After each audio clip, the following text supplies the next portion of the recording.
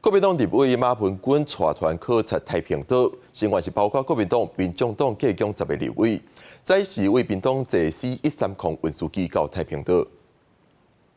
在距离台湾本岛1600公里以外，捍卫着我们的领土，守护着南海。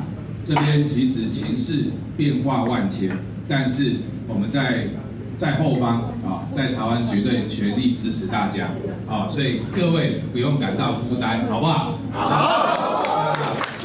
需要任何我们在地法院支持的地方，需要我们跑腿的，请尽量吩咐。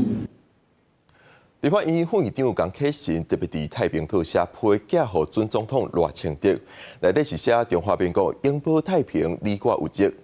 考察团也是测证比草案，阁有新起的码头。但是外界有人认为，这阵南海情势紧张，立委到太平岛时机是伤过敏感。外交部事前是对此表示尊重立委的职权。